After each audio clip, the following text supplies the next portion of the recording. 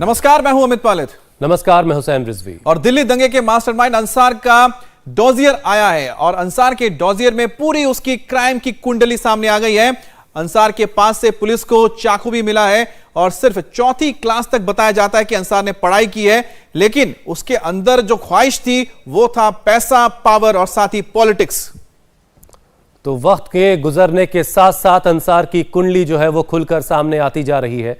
पैसे के साथ साथ शराब और सोने का भी शौकीन था। और आप ये पूरा डॉजियर देख रहे हैं जिसमें सारी चीजें लिखी गई हैं और यहां पर जो चीजें मिली हैं उसके बारे में जिक्र किया गया है। तो यहां पर आप देख सकते हैं कि आर्म्स, इसके अलावा इसके पास से एक नाइफ यानी कि चाकू मिला है और साथ ही साथ इसके पास से कुछ पैसे भी बरामद हुए हैं। तो कुछ ऐसी चीजें सामने आ रही हैं जो उसके बारे में पूरी डिटेल्स बता रही हैं। तो अंसार को लेकर जो आप इस वक्त डिटेल्स देख रहे हैं उसकी सारी ये डिटेल्स सामने आई हुई है कि कहां और किस तरह से इससे तमाम चीजें मिल पाई हैं। और अंसार के बारे में बताया जा रहा है कि ये चौथी क्लास तक पढ़ा हुआ था और इसका जो एरिया है जहां पर ये लगातार काम कर रहा था, दिल्ली के जिस इलाके में, उसके बारे में भी जिक्र है यहां पर। तो दिल्ली में ये रह रहा था। बताया जा रहा है कि इसका जो ताल्लुक है वो बंगाल से है। और इसके डायलेक्ट के बारे में इसमें कन्नड़ा लिखा हुआ है और नेचर ऑफ क्राइम के बारे में नॉट अवेलेबल अभी फिलहाल लिखा हुआ है, यानी भी तफ्तीश जारी है। उसके बाद ये जो नॉट अवेलेबल की चीजें हैं वो धीरे धीरे फिल कर दी जाएंगी और वक्त के साथ। लेकिन और ये हमें थोड़ा और इंतजार करना होगा कि आखिरकार जो तफ्तीश हो रही है उसमें क्या सामने निकल कर आता है। लेकिन हुसैन, सबसे इंपॉर्टेंट चीज जो आती है एक व्यक्ति के कैरेक्टर के बारे में, जो नजर आता है कि अंसार के अंदर जो पैसा, पावर और साथ ही पॉलिटिक्स में आने का जो एक उसका मन है, उसका जो रुतबा है, वो साफ उसकी तस्वीरों में नजर आ रही हैं। जो तस्वीरें आप देखेंगे तब समझ पाएंगे कि गले में सोने की चेन, हाथों में भारी भारी अंगूठियां सोने की, उसका शौक दिखा रही है। और महंगी गाड़ियां, लग्जरी गाड़ी। तो ये जो सारी तस्वीरें हम आपको बता रहे हैं, साथ ही आपको जो दिखा रहे हैं यहां पर इस वक्त ये डॉजियर तो तैयार हो रहा है यहां पर अंसार को लेकर, उसके बारे में हम आपको जानकारी दे रहे हैं। लेकिन अंसार के बारे में सबसे इंपॉर्टेंट जो बात सामने निकल कर आ रही है कि उसने चौथी तक पढ़ाई की थी और धीरे धीरे किस तरह से वो उन चीजों में सम्मिलित होता रहा जिसे हम कहते हैं कि वो क्राइम है, यानी कि गलत संगत में आके धीरे धीरे उसने अपने आप को पैसा, पावर और पॉलिटिक्स की ओर ले जाने के बारे में सोचा। और शायद यही वजह रही कि उसने बहुत तेजी से तरक्की की, उसने पैसे कमाए। और साफ जाहिर है कि उसके जब आप सोने के चेन को देखते हैं, उसके हाथों में आप नोटों की गड्डियां देखते हैं, तो उसको समझ में आता है कि उसकी जो एक ख्वाहिश है वो पूरी हो रही थी। और साथ ही साथ उसके पास अपनी लग्जरी गाड़ियों को दिखाना दुनिया के सामने फोटो के जरिए, और साथ ही शराब और अपने दोस्तों के साथ जो पार्टियां करता था उसकी भी तस्वीर सामने आई है। तो कुल मिलाकर अंसार की जो एक पर्सनालिटी सामने निकल कर आ रही है कि एक ऐसा व्यक्ति है जो ना सिर्फ पैसे कमाना चाहता था, पावर भी चाहता था और उसकी ख्वाहिश पॉलिटिक्स में जाने की भी थी। अभय पराशर इस पर और ज्यादा बातचीत के लिए हमारे साथ जुड़ चुके हैं। अभय, आपके पास और क्या डिटेल मिल रही है अंसार के बारे में? देखिए, सबसे पहले मैं आपको बताऊं इसका क्रिमिनल बैकग्राउंड है, इसके बारे में अहम जानकारी पुलिस की तरफ से मिली थी कि कई मुकदमों में ये पहले भी गिरफ्तार हुआ है और इंडिया टीवी के पास एक्सक्लूसिव इसके डोजियर की कॉपी है। सबसे पहले मैं आपको बताऊं इसकी सबसे पहली जो गिरफ्तारी हुई थी हुसैन, इसकी सबसे पहली गिरफ्तारी हुई थी साल 2009 में। 9 फरवरी 2009 में इसे गिरफ्तार किया गया था। सी ब्लॉक जहांगीरपुरी इलाके, मेरे पीछे जो इलाका है, इसी इलाके से गिरफ्तार किया गया था। और उस वक्त इसने जो क्राइम किया था, मैं आपको उसके क्राइम की हिस्ट्री बताता हूं। इसके पास से एक अवैध चाकू मिला था और इसकी जो कैटेगरी लिखी हुई है क्राइम की, यानी कि किस तरीके के क्राइम में इन्वॉल्व रहता था, यह चाकूबाज था। यानी कि इलाके के अंदर पुलिस ने जो इसके क्रिमिनल बैकग्राउंड की डिटेल दी थी उसमें कहा था कि इसके ऊपर कई सारे हमला करने के मुकदमे हैं, असॉल्ट करने के मुकदमे हैं। और सबसे पहले इसे साल 2009 में गिरफ्तार किया गया। इसके पास से जो इसने किसी के ऊपर हमला किया था चाकू से, वो चाकू बरामद किया गया। इसके अलावा अगर मैं बात करूं, इसके ऊपर 2 और मुकदमे हैं। एक मुकदमा है 4 जुलाई 2018 का, जहांगीरपुरे का ही मामला है और ये मामला भी असॉल्ट करने का है। 186/353 आईपीसी की धारा इसके ऊपर लगाई गई थी। और इसके बाद एक और जहांगीरपुरी का मामला है जो कि आर्म्स एक्ट का मामला है। 13 फरवरी 2009 का जो एक मामला है वो आर्म्स एक्ट का मामला है, जिसमें इसके ऊपर जो आर्म्स एक्ट होते हैं उसकी धारा 25, 54 और 59 जो धारा है वो इसके ऊपर लगाई गई थी। और जो इसकी मॉडस ऑपरेंडी है उसके अंदर साफ तौर पे जो क्राइम हेड है, यानी कि किस तरीके के क्राइम में इन्वॉल्व रहता था, उसमें साफ तौर पे लिखा हुआ है नाइफर, यानी कि ये एक चाकूबाज है। और मेथड इसके पास से आर्म्स जो है वो मिले थे, किस तरीके का वेपन ये इस्तेमाल करता था क्राइम में, उसके लिए लिखा हुआ है कि ये चाकू इस्तेमाल करता था। जहांगीरपुरी की मेन रोड पर कई बार इसने चाकूबाजी की है, इस तरह की जानकारी है। और ये जो इसके परिवार के लोग हैं, उनका ये कहना था कि ये जो है कलकत्ता का रहने वाला है। और जो इसका डोजियर निकलकर सामने आया है, ये जो डोजियर है ये तो सारे के सारे चाकूबाजी के केस हैं।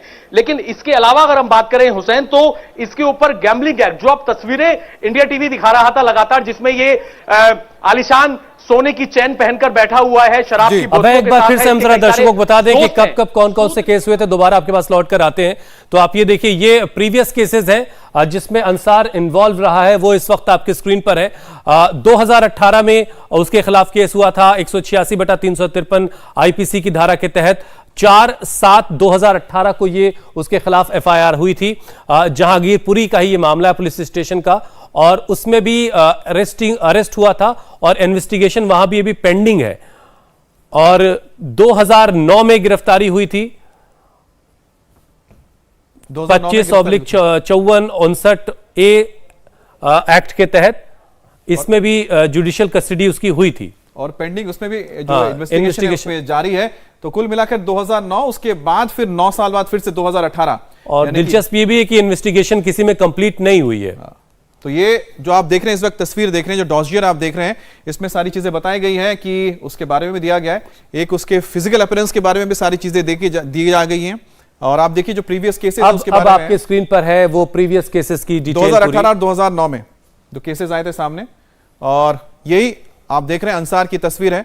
और अंसार के बॉडी लैंग्वेज को देखो, आप समझ सकते हैं कि अंसार की जो बॉडी लैंग्वेज जो बताती है कि जो पैसा पावर में उसको जो आने की ख्वाहिश थी, वो उसके हर तस्वीर में साफ नजर आ रहा है। और इसके खिलाफ 2 केसेस लगे थे। एक केस 2009 में हुआ था, उसमें एफआईआर दर्ज हुई थी और उसमें जुडिशियल कस्टडी में भेजा गया था। उसके बाद 2018 में एक और केस उस पर दर्ज हुआ था, दोनों ही जहांगीरपुरी के केसेस थे। और दूसरा जो केस आया था 2018 में, उसमें वो अरेस्ट हुआ था। और अभी भी इसकी जो केसेस है पेंडिंग पड़ी हुई है और इस पर इन्वेस्टिगेशन अभी भी जारी है। कुछ और नई तस्वीरें आ गई, वो जरा दर्शकों को दिखा देते हैं। अंसार की कुछ नई तस्वीरें आई हैं, वो अब हम आपको स्क्रीन पर दिखाने वाले हैं।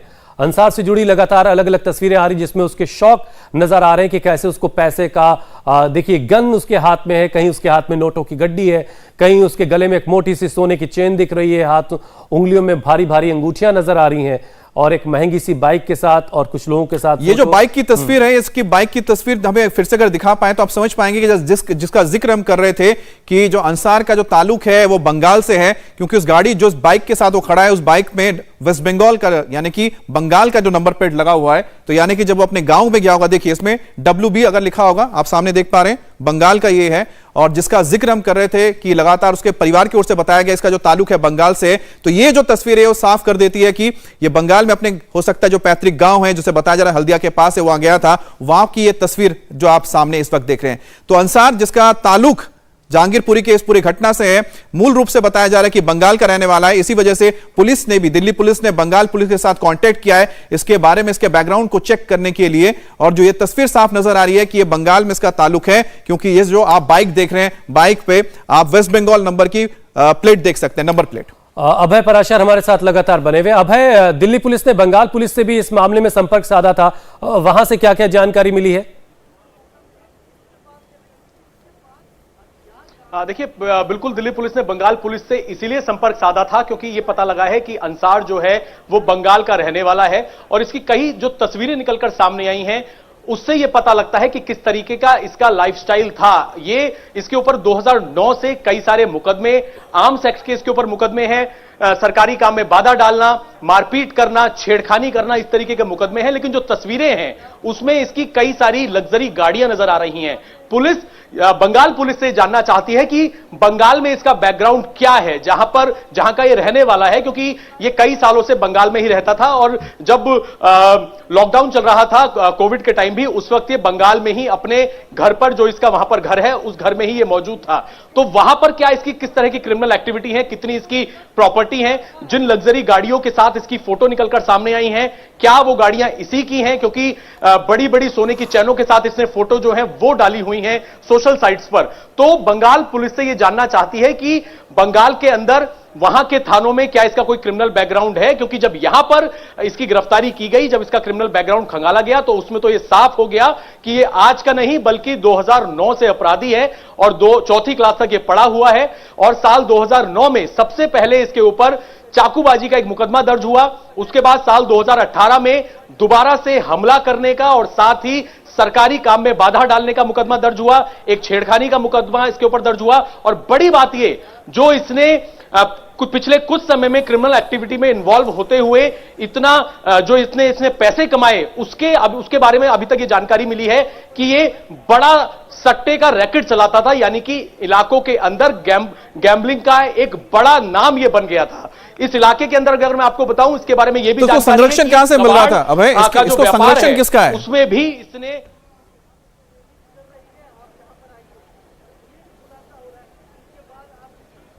देखिए, अगर संरक्षण की बात करें अमित, तो अभी ये जांच का विषय है, क्योंकि इसकी कई सारी ऐसी भी तस्वीरें निकलकर सामने आई हैं जिसमें ये कुछ पार्टियों की टोपियां लगाकर घूम रहा है। लेकिन पुलिस ने जब इसका बैकग्राउंड खंगाला तो उससे यह पता लगता है कि अगर इसे कोई संरक्षण प्राप्त भी था, तो जब भी इसकी कोई भी एक्टिविटी के बारे में पता चलता था तो साल 2018 में भी इस पे एफआईआर हुई है, साल 2009 में भी इसके ऊपर एफआईआर हुई है। लेकिन उसके बावजूद जब भी ये बाहर आता था, क्योंकि आर्म्स एक्ट में जब ये बंद हुआ था, तो इसके पास से हथियार के तौर पर चाकू बरामद हुआ था।